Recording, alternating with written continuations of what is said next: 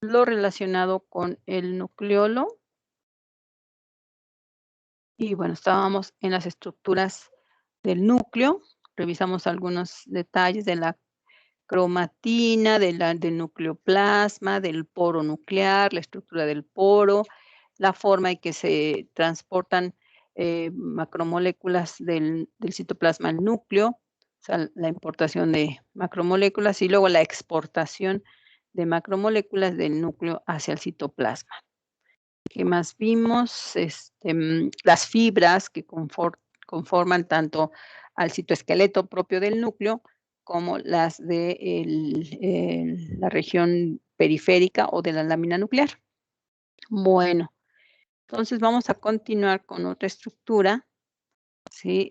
Donde, bueno, hay como que mucha información, a lo mejor no tan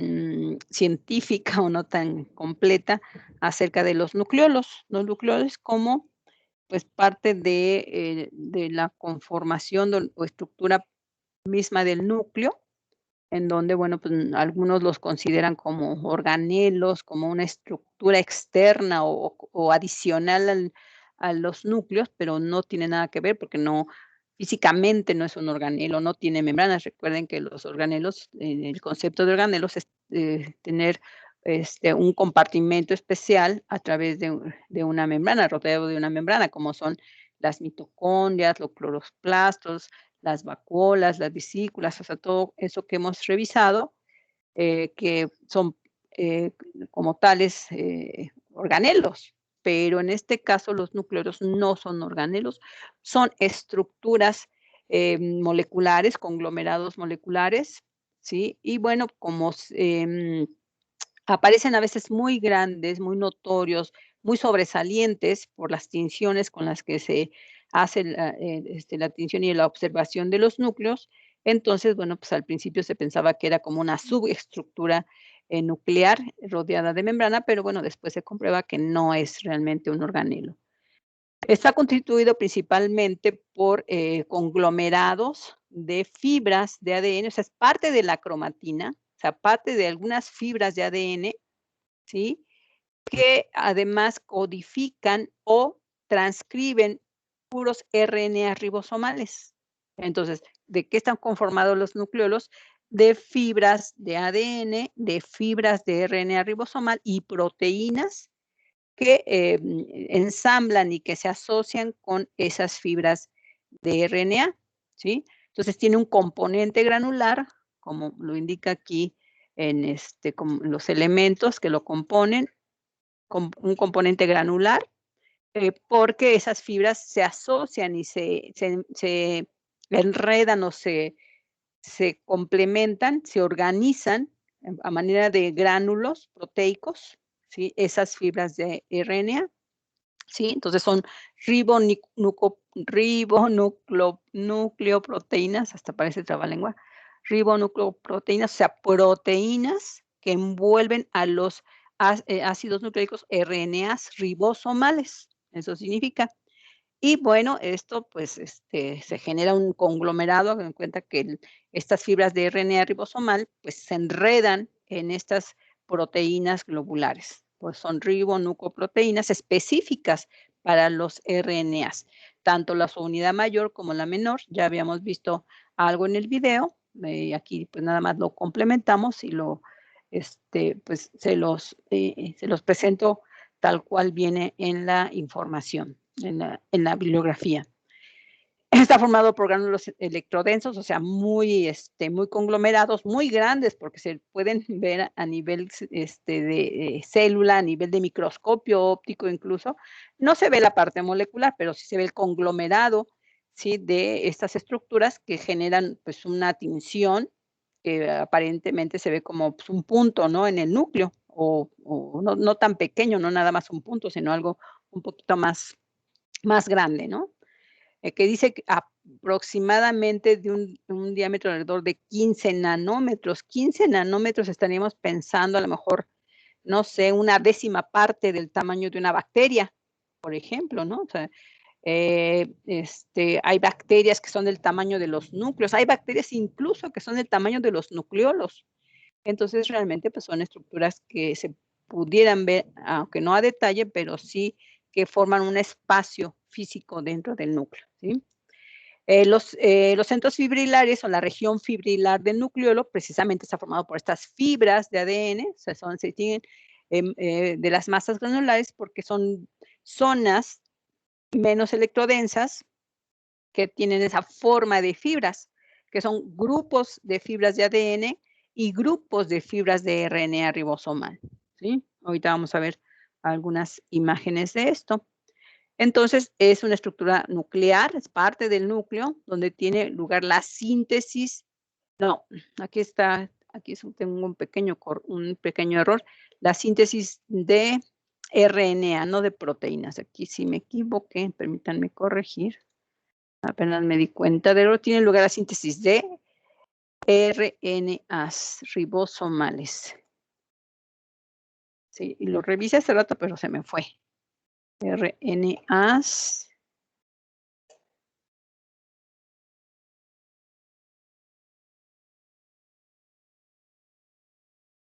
Entonces, ustedes lo corrigen, si bajan, ya está este archivo en los documentos del grupo, aquí en la plataforma de Teams. Entonces, pues así lo subí con el error. Entonces, les pido, por favor, cuando bajen su presentación, que la corrijan, por favor. Apenas me di cuenta del error. Bueno, ya está corregido. Dice, bueno, es una gran estructura del núcleo donde tiene lugar la síntesis de RNA ribosomales. O sea, pero no es uno, son varios RNAs ribosomales, ¿sí? Se observan nucleolos especialmente grandes en las células con gran síntesis de proteínas, o sea, aquellas células que tengan una gran actividad proteica. Por ejemplo, bueno, eso no lo podemos ver así, tendríamos que hacer una preparación especial, por ejemplo, de la médula ósea. Las células que se forman en la médula ósea, que van a dar origen a los glóbulos rojos, que se llaman eritroblastos, o sea, los eritrocitos originalmente sí tenían núcleo, ¿sí? Pero lo pierden cuando salen al torrente sanguíneo como células maduras. Pero en la médula ósea, si pudieran ver una preparación de ese tipo de células, de los eritroblastos, nos daremos cuenta que, aparte de que los núcleos son grandes, tienen varios nucleolos. ¿Por qué? Porque los nucleolos se encargan de la síntesis de RNAs, ¿sí? A lo mejor ahí está la confusión de que necesitan muchas proteínas, porque ya una vez en el citoplasma los RNAs necesitan o son necesarios para la síntesis de proteínas. Y recordando que los eritrocitos, ¿qué producen? ¿Qué proteína producen en cantidades excesivas? ¿De qué están llenos los eritrocitos o los glóbulos rojos?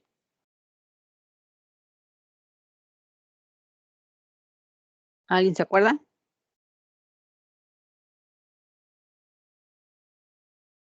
No, chicos, a ver, acuérdense. La hemoglobina. Hemoglobina, cantidades enormes, hasta pierden el núcleo para dar espacio a más proteína, hemoglobina, muchas copias de hemoglobina, que es la proteína, y por eso hasta se ve roja, los glóbulos rojos son rojos, porque la proteína hemoglobina es roja, ¿sí?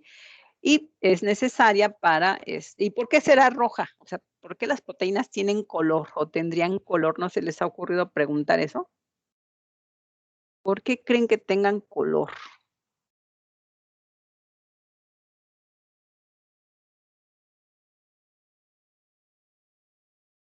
¿Qué tiene la hemoglobina? O bueno, de lo que vimos, de los glóbulos rojos que transportan el oxígeno, para eso es la hemoglobina. Pero, ¿qué tiene que ver con el color rojo? Que está compuesto por hierro. Exactamente, el hierro, sí, que es un metal, sí, que es también es un ion. Entonces, está en cantidades enormes. De hecho, sí, es el hierro, es donde está el centro.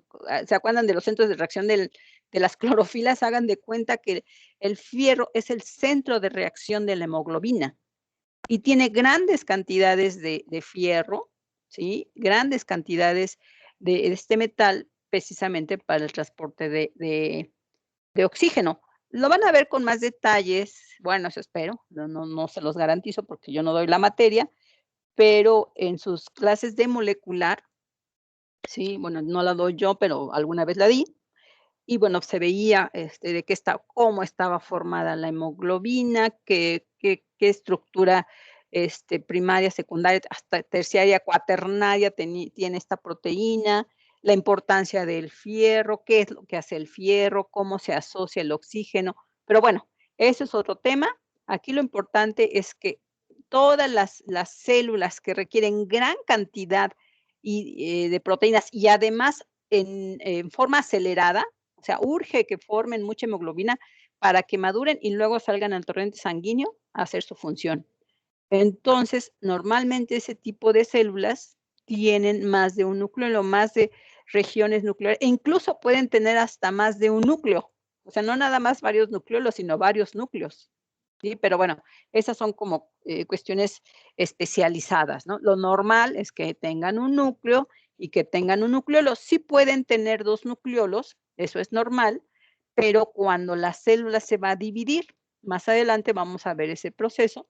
Bueno, aquí vamos, bueno, en lo que sigue, vamos a hablar un poquito de eso, que pues si todas las fibras de ADN se tienen que copiar o replicar y además necesita también replicarse todas esas fibras que van a codificar para los RNA ribosomales, pues obviamente cuando la célula se va a dividir ya tiene duplicado todo, incluyendo los nucleolos. Pero ya al momento de separarse va a quedar dos células con un núcleo cada una y con un nucleolo cada una. ¿Sí? Pero para eso ya se tuvo que duplicar todo. Eso nos lleva, por ejemplo, a las zonas denominadas regiones organizadoras de nucleolos, conocidas como RON. RON es precisamente la región donde están las fibras de RNA, específicamente el sitio. O sea, sabemos que el ADN tiene secuencia, tiene una posición, también se conoce como loci o lugar de donde están los genes. Pues los genes que codifican para todo el RNA ribosomal, exclusivamente ribosomal, recuerden que no nada más hay RNA ribosomales, esas zonas exclusivas que son muy densas y que además se pueden teñir porque pues, entre más condensado esté el material genético o entre más fibras de RNA estén ahí presentes, pues se va a teñir. Entonces, a esas regiones que además se replican para la división, se le conoce RON, que significa que aunque se detenga la transcripción, porque vamos a ver más adelante que la transcripción, o sea, la formación de los RNAs se puede ver limitada. ¿Por qué? Porque todos los procesos de transcripción y de replicación se detienen durante la división.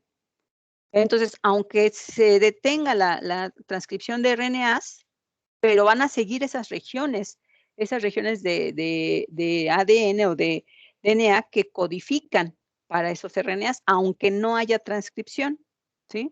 Ahorita, bueno, no tengo ninguna imagen para ver eso, pero lo que sí deben entender es que las zonas o las regiones donde se transcriben los RNA ribosomales son permanentes y se les llaman RON, ¿sí? Que es precisamente regiones o de las fibras de ADN de la cromatina. Hay aquí también pequeño, más bien un pequeño y grande error, ¿sí? ADN de la cromatina, ¿sí? Bueno, entonces esas son las regiones, que le llamamos regiones RON o centros organizadores. Y entonces aquí vemos que tenemos realmente una descripción más real. Aquí ya no se ve como un organelo, como una esfera, como algo así como muy, muy estilizado, sino realmente son las manchas o las regiones. Sí, esto es digamos, una micrografía electrónica, pero modificada, ya manipulada para, pues, darle las estructuras, o sea, como que la envoltura nuclear se dibujó, según una foto que fue editada con algunas letras, cuadros, en fin, pero finalmente es una imagen lo más fiel posible, en donde el nucleolo ahora no lo vemos como algo así esférico, sino como regiones. Tiene dos regiones, la región fibrilar, ¿sí?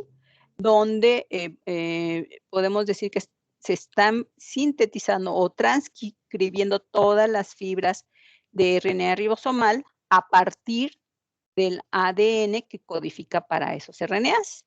Y luego, ya que se forman todas las fibras de RNA, se empiezan a ensamblar con las proteínas que provienen del citoplasma. Recuerden que no hay síntesis de proteínas en el núcleo, sino van a provenir del citoplasma, se van a asociar, son las famosas ribonucleoproteínas, que se van a empezar a asociar específicas para los RNA ribosomales y que van a formar las dos unidades ribosomales que conforman al ribosoma completo, ¿sí? Entonces, aquí sí se puede distinguir la zona fibrosa, donde hay puras fibras de ADN y RNA ribosomal, y luego lo que forma más cuerpo, o más, que es más granuloso, que es más teñido, de hecho se ven más manchas, la zona ya granular o globular también, gránulos o glóbulos, que estarían ya ensamblando todas las fibras de RNA ribosomal con las proteínas o las ribonucleoproteínas, ¿sí? A eso se refiere las dos zonas del nucleolo. Y bueno, aquí, aunque otra vez tenemos el defecto, o se tiene el defecto de concebir al nucleolo como una esfera, como un organelo, bueno, pues otra vez es que esta imagen me gustó porque sí, aunque bueno, la forma no nos ayuda mucho, pero sí la imagen o lo que se quiere explicar, ¿no? Entonces, bueno, supongan que no es un organelo, no es una esfera como tal, aunque aquí se vea, pero vemos las dos regiones del nucleolo, la zona fibrilar o centro fibrilar y la zona granular o globular. En la zona fibrilar tenemos muchas fibras de DNA, o sea, no es una, sino de varias fibras de diferentes cromosomas o de diferentes fibras de DNA, ¿sí? Donde haya secuencias que codifiquen o que transcriban a los RNA ribosomales.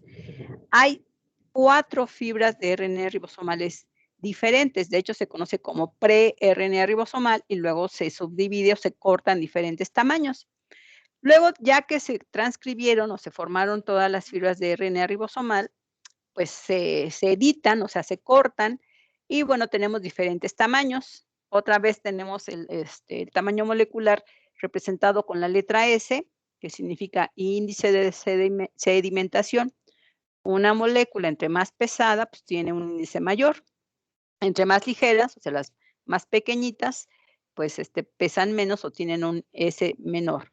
Entonces tenemos fibras de RNA ribosomal de 18, tamaño de 18S, 5.8S, 28S, que es la mayor, y la más pequeñita de 5S, que tiene que ver con el tamaño molecular de esas fibras. Y son las únicas 4 que hay de RNA ribosomal. Eso es en la zona fibrilar. Fibras de ADN de diferentes regiones, no es un cromosoma específico, son regiones de varias fibras de ADN que van a formar diferentes cromosomas, o sea, pequeñas regiones nada más. Todos los RNAs ribosomales, ¿sí? Las 4 fibras, pero muchas, de 4 diferentes tamaños, pero puede haber muchas de 18, muchas de 5, muchas de 28 y así sucesivamente, ¿sí? Y luego en la zona granular, pues se supone que provienen del citoplasma, pasando por el poro nuclear, pero como proteínas de importación, ¿sí? Y se asocian todas las ribonucleoproteínas para empezar a asociarse, para empezar a acomodarse, ensamblarse y organizarse con los RNA ribosomales. Entonces, tenemos que hay un grupo o una cantidad específica de proteínas, pero no es una, dos, como 40 proteínas que se asocian con 3 fibras de RNA ribosomal, formando la subunidad mayor. Por ejemplo, la subunidad más grande tiene hasta 40 copias de proteínas globulares, por eso se llama zona globular o granular, con 3 fibras de RNA, el 28S, la fibra 5.8S y la fibra 5S. Y por otro lado, hay también un grupo de proteínas, hasta 30 proteínas, que se asocian con una sola fibra de RNA ribosomal, llamada la 18S, que forma la subunidad menor. Entonces, recordando que un ribosoma está constituido por 2 subunidades, la más grande, la más pesada, que tiene 3 fibras de RNA ribosomal, y la pequeña o menor, que solo tiene una fibra de RNA 18S. Y ya que están formados, ya están ensamblados como tal, ¿sí? Separados, todavía no se unen, separados, salen del complejo de poro, claro que hay permiso, así que a través de sus exportinas, o sea, todo el conglomerado molecular, todas las enzimas necesarias, por eso la necesidad de poros muy grandes, de hoyos enormes o gigantes a nivel molecular en la doble envoltura nuclear. ¿Sí? Y estas van para afuera. ¿Qué es lo que exporta el núcleo? Pues los ribosomas, la subunidad mayor y menor en este caso estamos hablando de RNA ribosomal, pero faltan los RNAs de transferencia y los RNAs mensajeros, que serían otro tipo de RNAs. ¿Sí? Eso es realmente lo que ocurre a nivel de nucleolo. ¿Hasta aquí alguna duda? Profe. Bueno, entonces, ahí está la información, ahí está, digamos, es un modelo, no quiere decir que sea el mejor, se puede todavía perfeccionar, yo le quitaría la bola periférica, ¿sí? Y ya nada más me quedaría con estas 2 regiones internas, pero no lo piensen, pero bueno, yo sé que no es culpa suya, de hecho, yo también al principio creí que el nucleolo era como un organelo, pero realmente no, o sea, le quitaríamos esto, no está rodeado de nada, sino pues de lo mismo que contiene el núcleo, pero no hay una barrera física que separe a las regiones fibrilares y granulares del nucleolo hacia el resto del nucleoplasma, ¿sí? Es parte del nucleoplasma, ¿sí?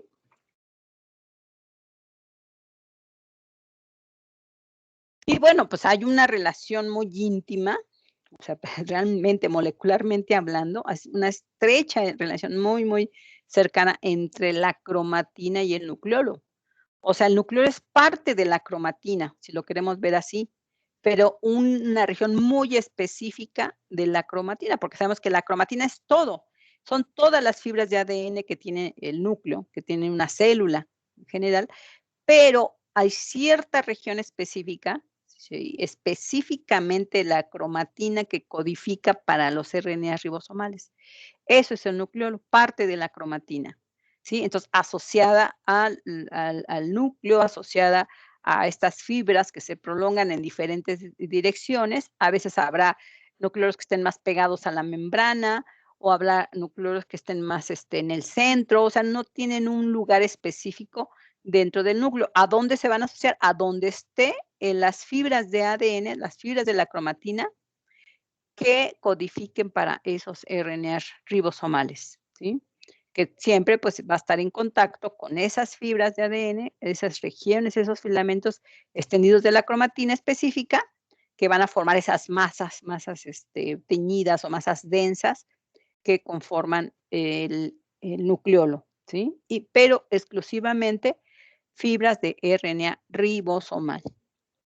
Y bueno, se ve más voluminoso o se ve más teñido, más denso, porque aparte también están asociadas las proteínas que ensamblan a esos RNAs ribosomales, ¿sí? Entonces, bueno, pues aquí tenemos las regiones y bueno, también vamos a hablar un poquito de cómo está la cromatina.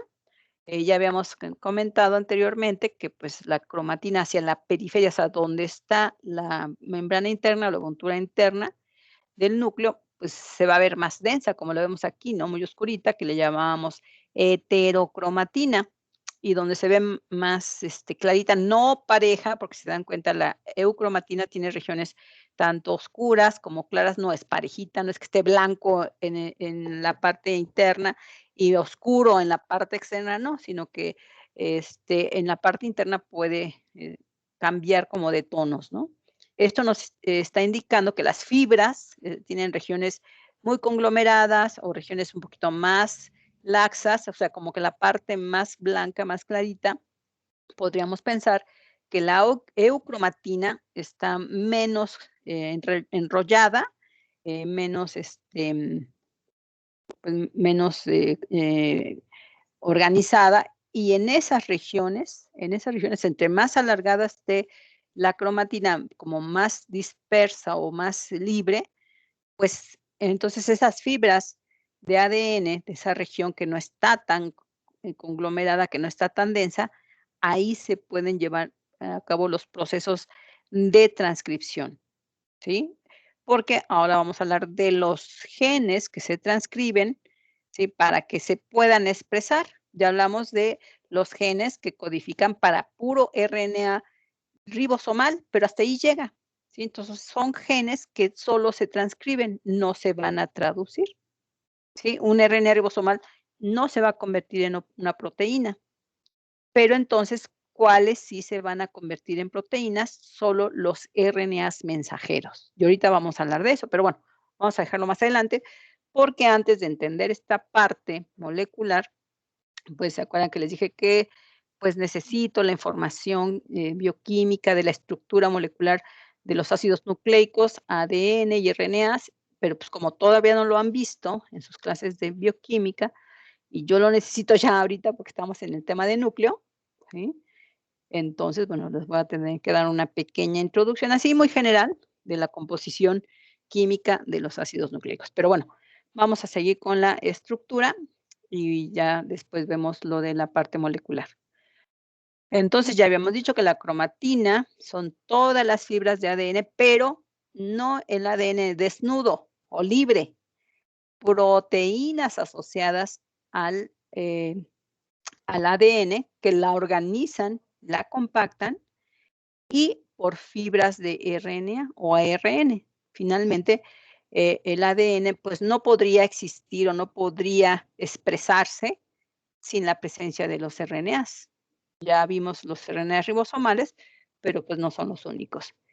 Entonces, bueno, localizamos o se encuentran principalmente 2 regiones, ¿sí? Funcionales, que es la cromatina extendida, laxa, también conocida como eucromatina, que sí tiene una actividad transcripcional, o sea, que se puede estar transcribiendo.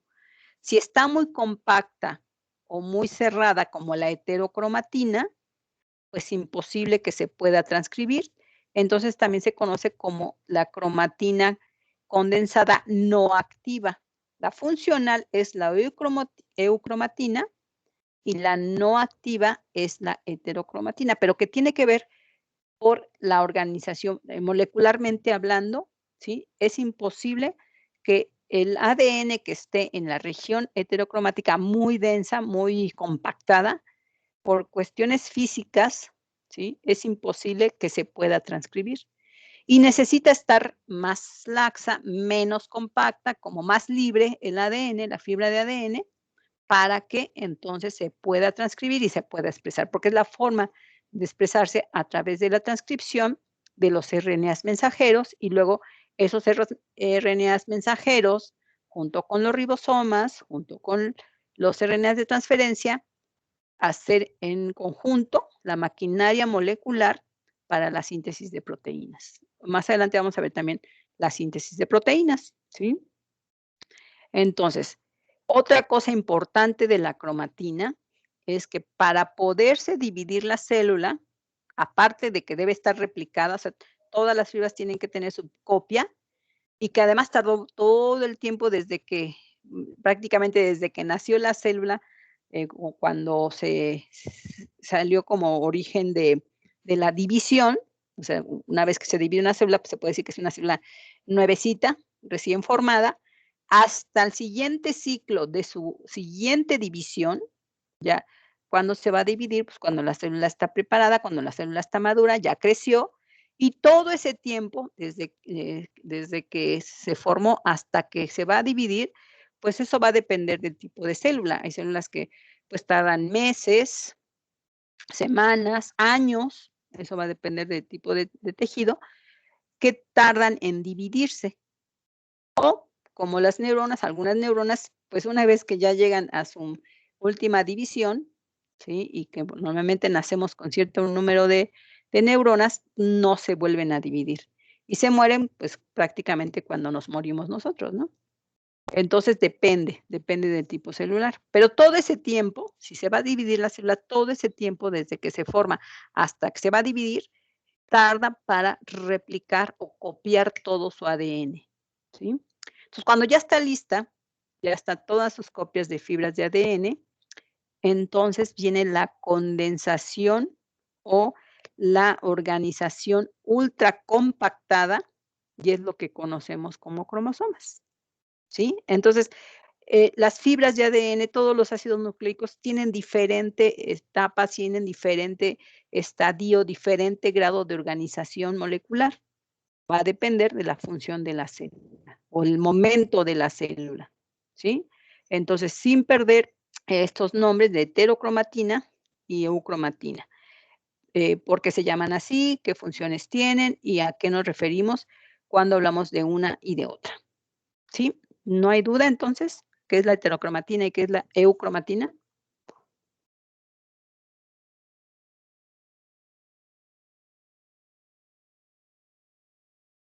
No, no, para nadie. No, profesora, gracias. No, profa. Entonces continuamos. Bueno, aquí está lo que les acabo de explicar. Esto, bueno, pues ya desde inicios del siglo pasado, se les da el nombre precisamente por la coloración. A lo mejor, bueno, esto es una fotografía de microscopio electrónico, obviamente no es, en esa época no se tenía, sí existía ya el microscopio electrónico, pero el microscopio electrónico no se generó para ver células. De hecho, pues lo generan los físicos, los ópticos, y bueno, lo querían para ver moléculas. Y después dijimos, bueno, pues si pueden ver moléculas, pues podemos ver células, ¿no? Entonces ya se aplicó la microscopía electrónica para ver estructuras celulares, ¿no? Pero originalmente era para otros fines.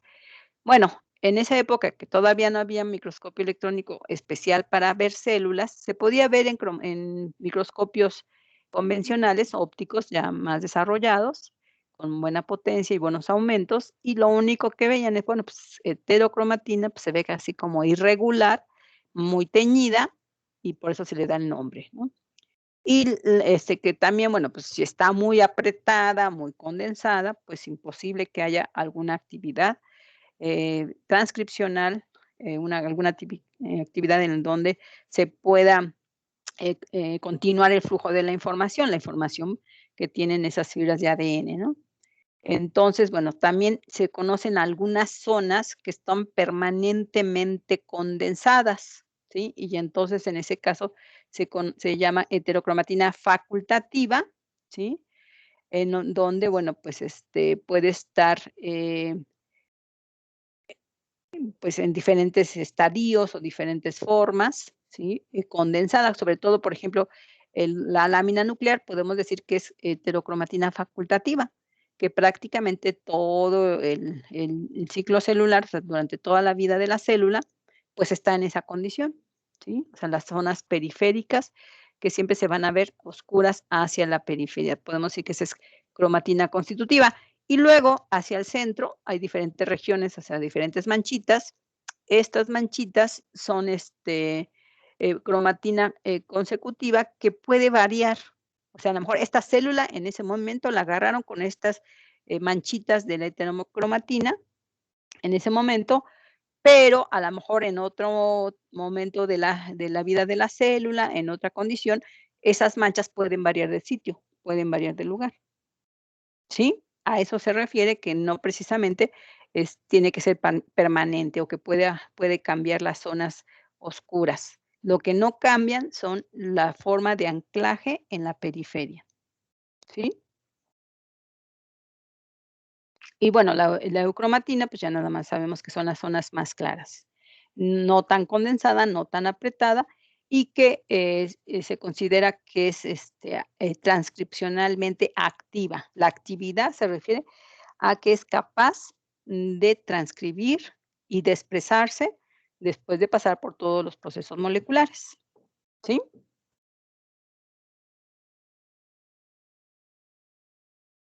Bueno. Vamos a hacer un pequeño paréntesis para, a nivel de información, no que vamos a ver receso, sino un paréntesis antes de continuar con el tema de núcleo, porque como les dije anteriormente, requiero del conocimiento, de su conocimiento de la estructura molecular del ADN, en general de los ácidos nucleicos, ¿sí? También vamos a hablar un poquito de los, RNAs, no nada más de los ADNs, pero igual, pues, se requiere la estructura de estas moléculas, ¿no? Que son de gran importancia, aunque después lo van a ver con más detalle, pero yo necesito que comprendan, claro, esta parte, pues, no corresponde al programa, al curso, pero sí quise hacer una, información, aunque sea general, ya con detalles, pues, ustedes lo van a ver, o espero que lo vean en sus clases de bioquímica, ¿sí? Y luego ya lo completen en molecular, pero sí es importante que lo analicemos, ¿no? Estructura de los ácidos nucleicos. Entonces, ya todo el mundo conoce a la doble hélice, la conocemos como el ADN o DNA en inglés, que se refiere precisamente a las siglas de su nombre, ¿no? Que sería ácido desoxirribonucleico. ¿Y qué significa eso? Significa que está formado por varios elementos moleculares en general. Vamos a permítanme. Aquí.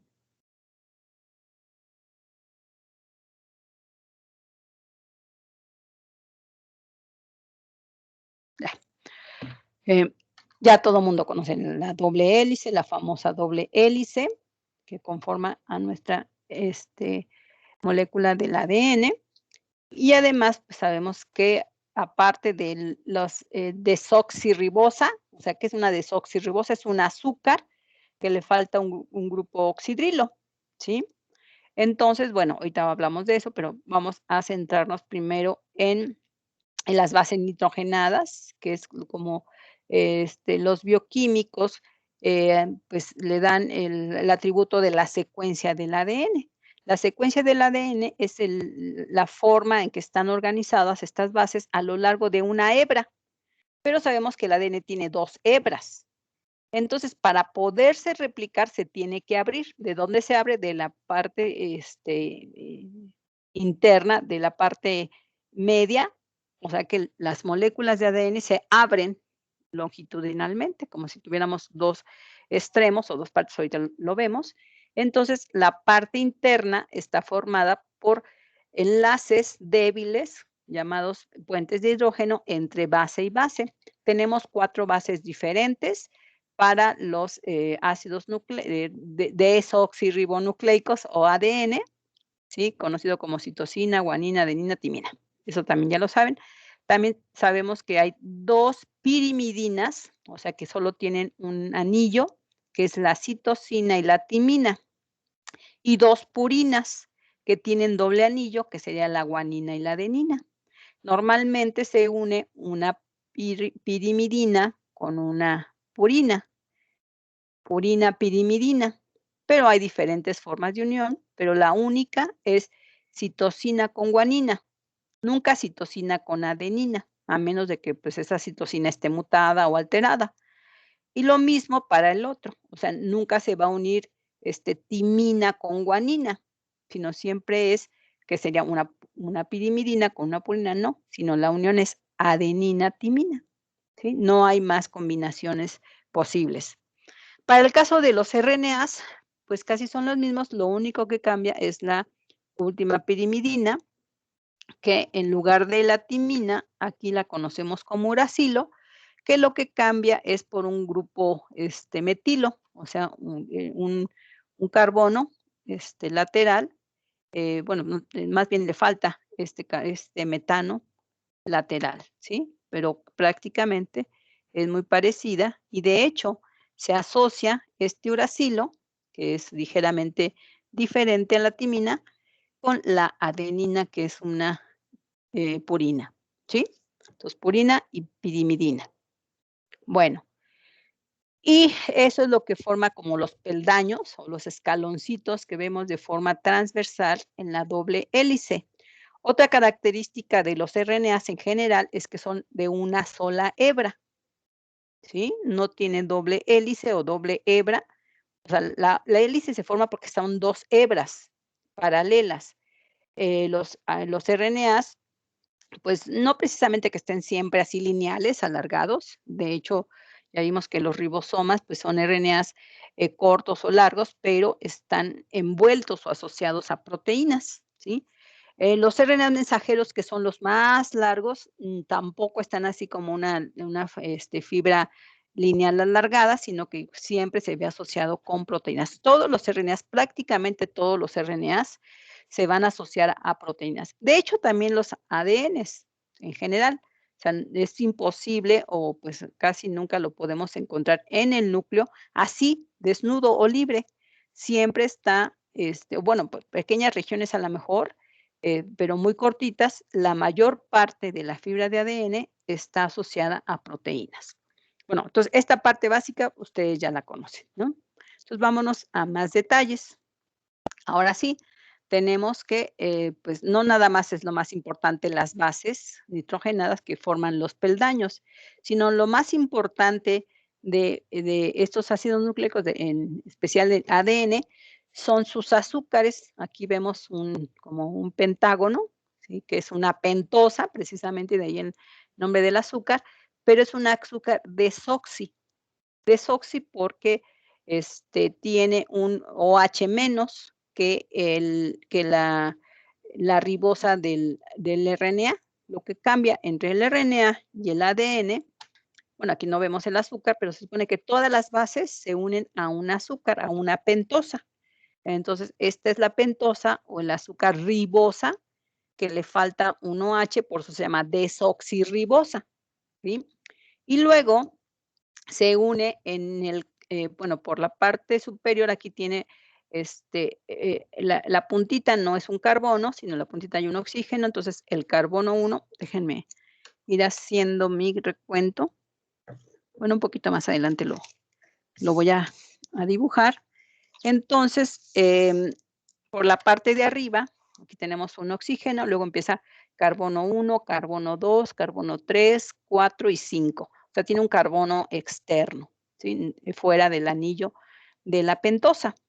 Y luego, entre pentosa y pentosa, se va a unir a un fosfato en el carbono 3, ¿sí? Y luego al carbono 5 de la siguiente azúcar, al 3, fosfato, azúcar, 5, 3, fosfato, y así sucesivamente a lo largo de toda la hebra que forma uno de los lados de como de la hebra completa, ¿no? De toda la columna de la hebra, en este caso izquierda, que estoy marcando a la izquierda, y cada azúcar a una base, azúcar base, y así sucesivamente.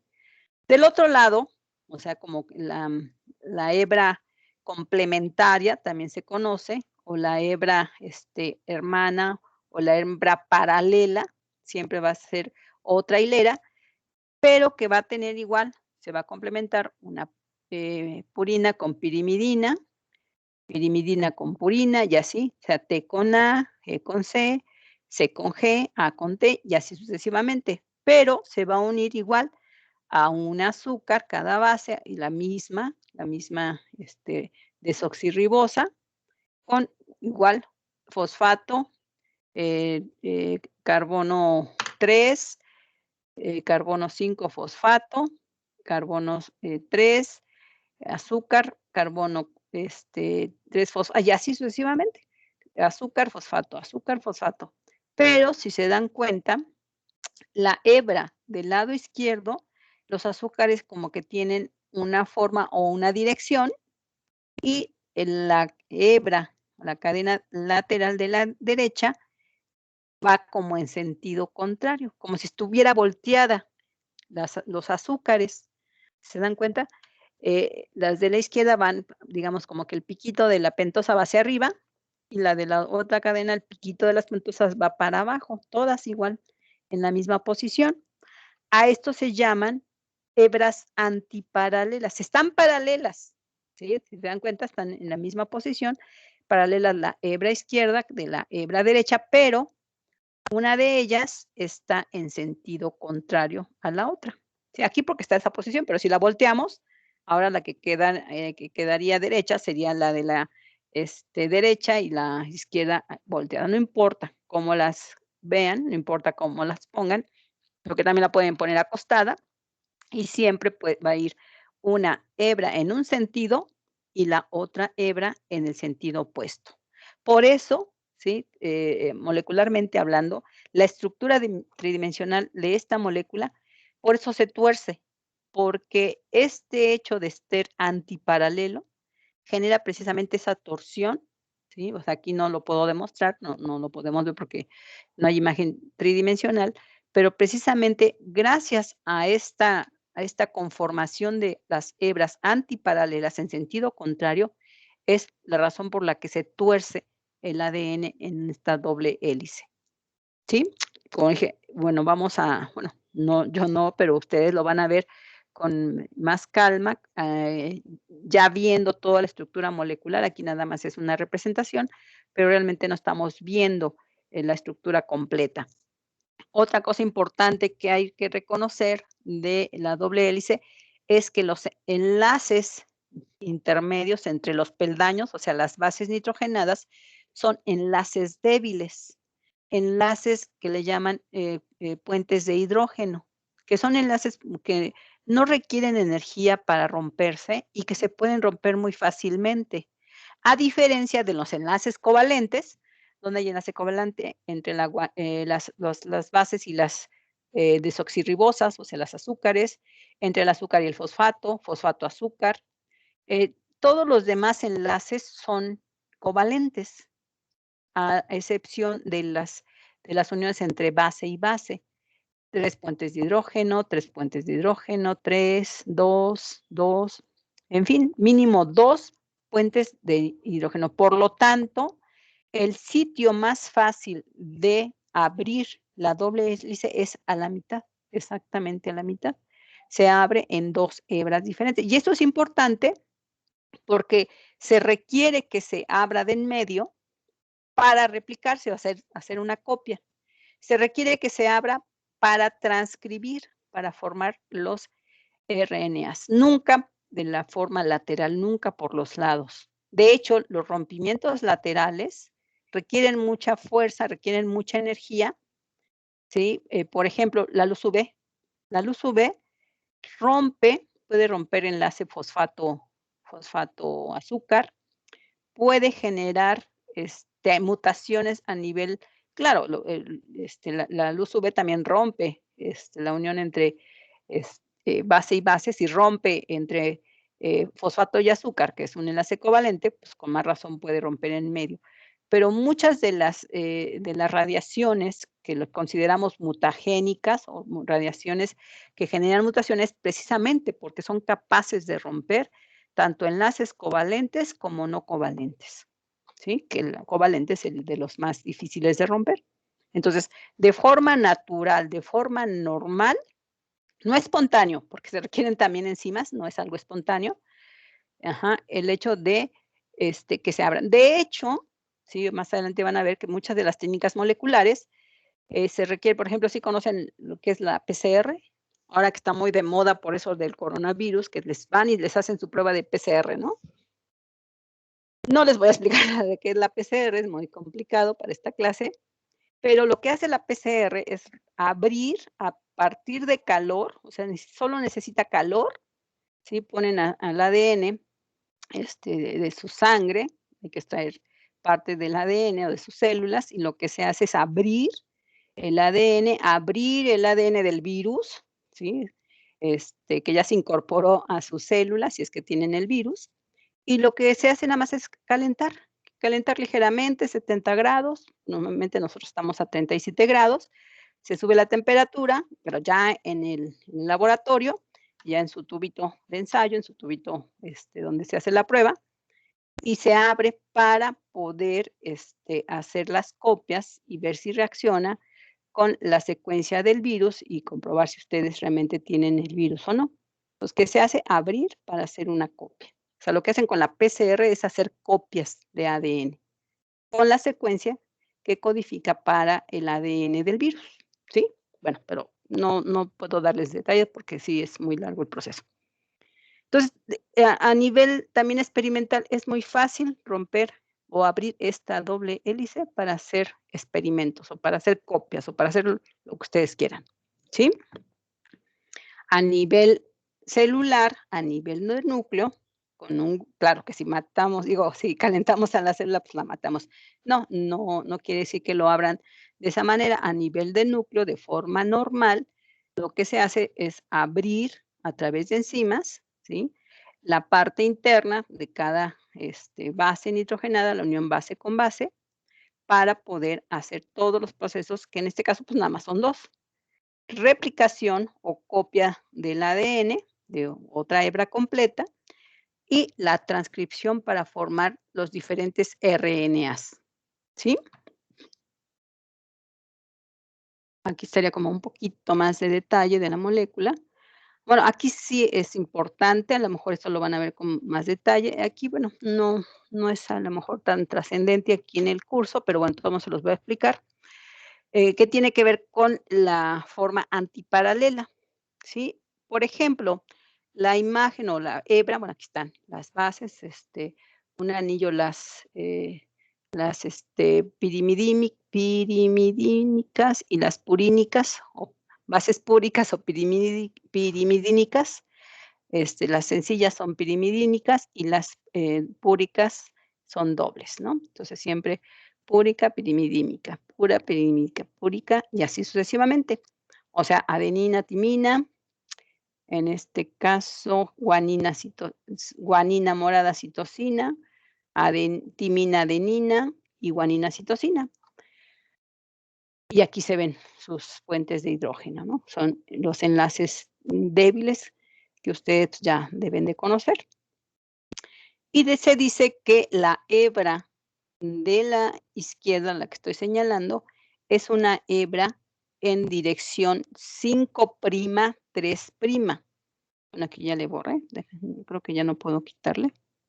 No, ahorita ya no se puede. Es que encerré no me deja borrarla, pero bueno, sí se ve un 3', ¿no? O 3, coma. Entonces, ¿qué significa? Que el extremo superior, ¿sí? Tiene un fosfato en el carbono 5 en este caso aquí vemos a la desoxirribosa. Esta desoxirribosa, ahí está, ahí sí se ven, el oxígeno, carbono 1, carbono 2, carbono 3, carbono 4 y el carbono 5 que está fuera del anillo. Y en ese carbono 5 se une, o sea, puede estar libre, por ejemplo, como este 1H, o puede tener un fosfato. En este caso, el extremo 5', porque se refiere a que el último extremo de la última molécula está unido al carbono 5 del azúcar, de la desoxirribosa, ¿sí? Y así se va a ir, es un fosfato en el carbono 5, y el siguiente que une a la siguiente azúcar, un fosfato en el carbono 3. Y así nos vamos 3, 5, que estaría aquí el carbono 5. Luego a la siguiente, 3, fosfato en la unión 3, y 5 del otro azúcar, así sucesivamente. 5, 3, 5, 3, y termina en el 3, porque ya aquí ya no hay ningún fosfato, aquí es la parte final de esa cadena, ¿sí? Y bueno, aquí ya vemos un OH. Normalmente esta azúcar desoxirribosa tendría un OH, ahorita no me acuerdo, creo que habría otro, O sea, la ribosa normal de los RNAs tiene otro OH. Entonces tiene 2 OHs, la ribosa, la del RNA. Esta se llama desoxirribosa porque tiene un OH menos que la ribosa de los RNAs. ¿Sí? Eso también, pues espero que lo vayan a ver con todos los detalles. Y la cadena contraria es lo mismo, pero al revés. Entonces, si este fuera el extremo, o sea, donde tiene su OH como acá libre, pero es el carbono 3, entonces este extremo empieza en 3' y entonces el azúcar se une al fosfato, el siguiente al carbono 5. 5 y 3 del otro azúcar, 5 y 3 del otro azúcar, 5, 3, 5 y termina el último fosfato en la posición 5 del azúcar de esta pentosa, ¿sí? Entonces, de esta manera también se ve o se puede apreciar el sentido inverso que tienen ambos hebras, ¿sí? Que conforman a la doble hélice. Y bueno, ya una vez que está formado, pues aquí es como lo podemos, bueno, es otro modelito donde, bueno, pues se supone que los peldaños son las bases nitrogenadas con uniones de puentes de hidrógeno y los laterales tenemos azúcar y fosfato, que son uniones muy fuertes, ¿sí? Sí puede haber también mecanismos por los cuales se pueda abrir a nivel del fosfato y el azúcar, pero eso tiene que ver, por ejemplo, cuando hay una mutación, lo que les dije, si hay una mutación, no nada más la luz UV, las radiaciones generan mutaciones. ¿Qué otra cosa pueden generar mutaciones que ustedes conozcan o sepan? Que hayan La escuchado. radiación. No, pues ya la radiación ya la mencioné, que es la luz UV o cualquier otra, rayos X, rayos gamma, eso es radiación en general. ¿Qué otros agentes mutágenos conocen?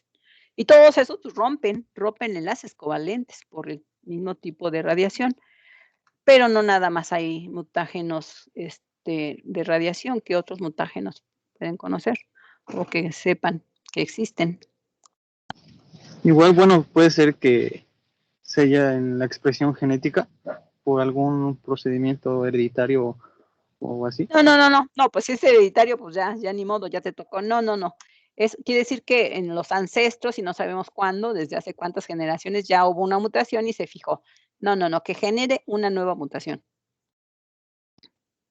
¿Qué puede producir una mutación aparte de las radiaciones?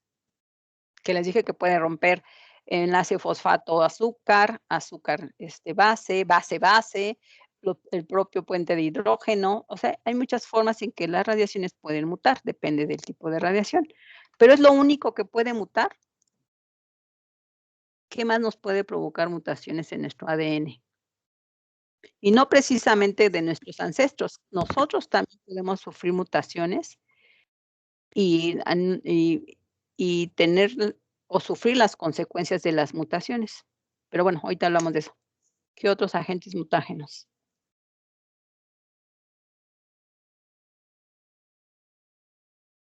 No, es todo lo que puede. ¿Las Nada más. enfermedades también? ¿A qué te refieres con enfermedades? Sí puede ser, pero específicamente que no cualquier enfermedad. ¿Qué tipo de enfermedad? Pues se me ocurre como el cáncer. Ajá, bueno, para allá quería ir, pero antes del cáncer, primero tiene que haber una mutación. Todos los cánceres son provocados por un tipo de mutación. Todos, absolutamente todos. Solo que algunos, pues, a lo mejor los heredamos. No es que yo haya adquirido la mutación, sino que una mutación que, tenía mi papá o mi mamá y me lo heredó y, pues, ya, ni modo, estoy condenada a ser claro que es el tipo de cánceres, menos frecuentes, o sea, hay más cánceres adquiridos. O sea, que sufrí una mutación a lo largo de mi vida y esa mutación se fijó, esa mutación me generó una serie de alteraciones a nivel del ciclo celular y degeneró en cáncer. Pero yo lo adquirí a lo largo de mi vida y no necesariamente se lo tengo que heredar a mis hijos, sino que se expresa en forma de cáncer. Pero no es lo único, tiene que ver con enfermedades. O sea, ¿cómo puedo adquirir yo una mutación que no sea heredada? Ya dijimos las radiaciones, ¿qué más? Las enfermedades, sí, pero ¿en qué forma, qué tipo de enfermedades? Antes del cáncer, porque el cáncer ya es la consecuencia de la mutación. Piensen, piensen.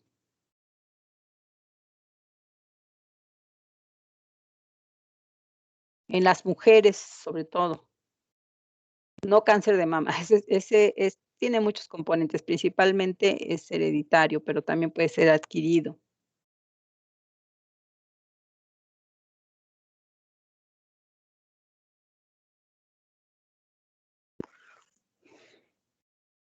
¿Han oído hablar del papilomavirus? Sí, ¿Qué es el papilomavirus? Es un virus, ¿no? El papilomavirus es una infección y esa infección te puede generar una enfermedad.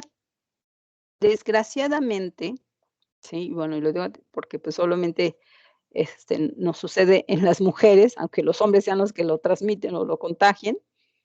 O sea, ellos no, pues, no tienen útero, ¿verdad? Obviamente, pues no tienen ese tipo de tejido. Y entonces, un papiloma, que pues no nada más, o sea, primero empieza como una enfermedad, las verrugas, las papilas exactamente que crecen en el epitelio vaginal. Pero si no se atiende a tiempo, o sea, la enfermedad es ese, el papiloma. Pero esa infección viral puede generar, o sea, los virus también rompen y mutan al ADN. Si esa infección viral, si ese virus permanece sin ser atendido y progresa, es capaz de mutar a las células, de mutar el ADN y generar un cáncer. ¿Por qué? Porque todos los cánceres provienen de un tipo de mutación. El cáncer cervicuterino proviene de la mutación del papilomavirus, ¿sí? El sarcoma de Kaposi es ya, o sea, si decimos sarcoma, ya es un cáncer a nivel del tejido conjuntivo por debajo de la piel, ¿sí? Que es provocado por el VIH, por el virus VIH. Bueno, aparte de toda la enfermedad que de por sí causa el VIH, una más es mutación a nivel de las células del tejido conjuntivo, o sea, por debajo de la dermis, y genera cáncer de sarcoma, cáncer que es, bueno, pues un enfermo de SIDA, de VIH, bueno, pues tiene múltiples alteraciones y todavía con su enfermedad, aparte le da cáncer de tejido conjuntivo, ¿no? Entonces, hay muchos cánceres que son generados por virus.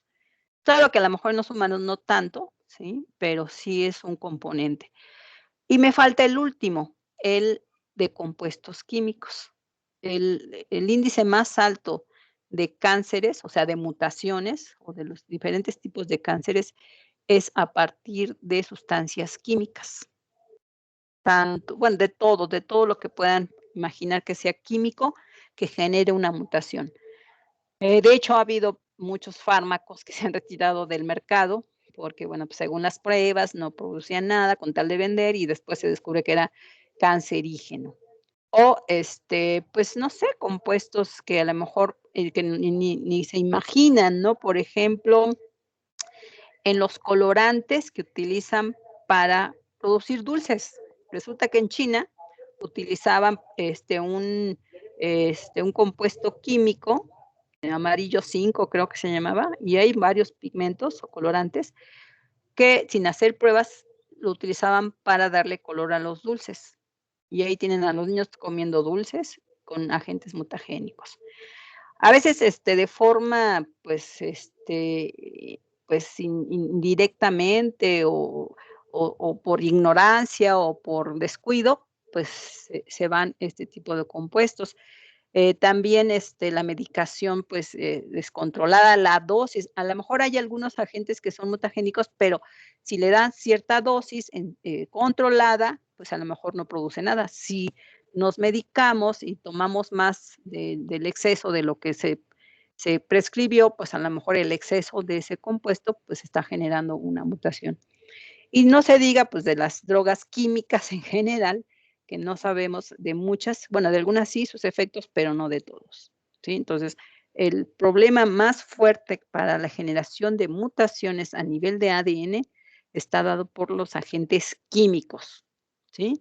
¿Y qué hacen? Pues rompen cualquier tipo de enlace, ya sea débil, y sobre todo débil, pero también enlace fuerte o covalente. Bueno, pero eso ya es extra, ¿no? Bueno, seguimos con la estructura molecular, ¿sí? Aquí, bueno, como les dije, cuando una célula que tiene todas sus fibras de ADN en la misma conformación, pues se va a dividir, bueno, antes de que se divida, mucho antes de que se divida, como les dije, casi recién formada la célula después del proceso de división, prácticamente desde ese momento empieza la replicación, pero para la replicación hay que abrir, ¿sí? A partir de las bases longitudinalmente, o sea, como si fuera un cierre, ir a abrirlo y tener una hebra abierta o desnuda, 2 hebras, y a partir de las 2 hebras empezar a sintetizar las nuevas, utilizando como molde la hebra vieja, ¿sí? Entonces, igual tenemos otra vez, vean nada más la conformación de la hebra, en un sentido, también se conoce, bueno, ya en el argot molecular se conoce hebra forward o hebra reverse. Y bueno, aunque esté en inglés, pues ya como que se quedó igual en, ustedes leen los libros en español y les van a decir forward o F, haciendo alusión a la hebra sentido, o sea, en este caso tenemos una hebra 5', porque el carbono 5 está libre, entonces aquí sí cabe ponerle, a ver, nada más déjenme poner la plumita. Si este fuera el carbono libre, o sea, el extremo superior de la hebra, pues entonces a este le llamamos 5'. ¿Por qué? Porque es el carbono 5, acuérdense, ¿sí? Y esta que quedaría libre, bueno, no está, no se ve, pero se supone que aquí debe tener un OH, y ya no tiene un fosfato, tiene un OH que está en el extremo 3', porque aquí es el carbono 3, ¿sí? Y esta, la reverse o antisentido, es todo lo contrario. El 5' está acá abajo, está como de cabeza, y acá arriba, bueno, aunque todavía tiene enlace, podríamos decir que su extremo, este es el carbono 3, ¿no? Entonces, en esta región está el carbono 3', también se conoce como hebra F, de forward en inglés, que es sentido, y este es el extremo 3' R, o reverse, que en inglés es al revés, o qué, reverso, al revés, contrario, o sea, tendría como varios sinónimos. ¿Sí se entiende? Esto no lo pierdan de vista, y además les va a servir cuando les expliquen la conformación molecular de la hebra o de las 2 hebras que conforman la doble hélice del ADN, ¿sí? Bueno, ¿qué más? ¿Cómo estamos de tiempo? Ya estamos al límite, a veces no me avisan. Pero bueno, nada más nos quedamos con esta, que el proceso de replicación, nos vamos a quedar en replicación, pues aquí, por ejemplo, bueno, esta no me gusta mucho porque está de lado, esta me gusta más.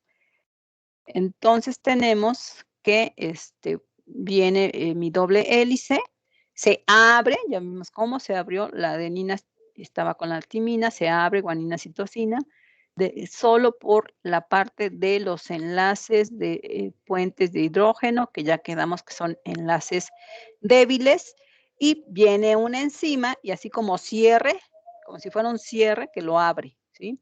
Entonces queda una hebra libre, que en este caso están las 2 hebras originales o viejas, están en azulito, y entonces se empieza a sintetizarse. Pues si quedó una guanina libre, pues entonces la enzima va a posicionar o va a meter una citosina.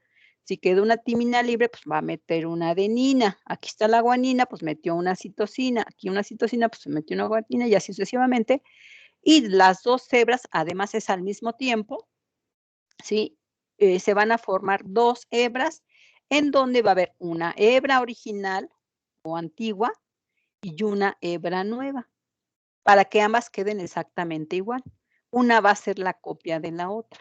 Sí, por ejemplo, aquí vemos guanina, citosina, exactamente igual, aunque una es de la original y la otra es la vieja, o perdón, la original y luego la nueva, la amarillita es la nueva. Si se dan cuenta, aquí la guanina la puso la nueva hebra. Entonces, nueva, guanina, citosina, la original o la vieja. Acá al revés, guanina la original o la vieja, citosina la nueva. ¿Sí? Entonces va a tener una hebra original o antigua y una hebra nueva. A este proceso de replicación se conoce como hebras híbridas, o sea, una hebra nueva y una vieja, perdón, vieja y nueva. Bueno, aquí me confundo con los nombres, pero igual, o sea, una azul y una amarilla, para no confundir. A este proceso se le llama replicación semiconservativa o híbrida. Es más, bueno, se entiende más cuando lo vemos de forma híbrida, pero se conoce como semiconservativa, o sea, que conserva una hebra original o vieja y siempre va a tener una hebra nueva. No es que se forme una vieja y luego una nueva completa, no, porque siempre una hebra debe ser el molde de la otra, ¿sí? No se podría formar una completamente nueva, porque ¿de dónde toma la información? Siempre la debe tomar de la hebra original. Y tenemos 2 hebras originales, por lo tanto, vamos a abrirla para tener una hebra original y una hebra copia o nueva, ¿sí? Bueno, y hasta aquí nos quedamos, nada más revísenlo con calma, lo pueden ver en los libros, en internet, en los videos, que nos pueda entender un poquito más este proceso. Es importante, aunque bueno, como les dije, esto pues a lo mejor ya ustedes lo saben, algunos ya lo conocen, también en las clases algunas clases de prepa, pues se da esto, aunque ya tiene mucho tiempo que lo vieron, si es que lo revisaron, pero bueno, ustedes también pueden tener herramientas, tanto visuales, videos, información bibliográfica que les permitan entender mejor este proceso, ¿sí? Bueno, entonces yo los dejo hasta aquí porque ya se me acabó mi tiempo.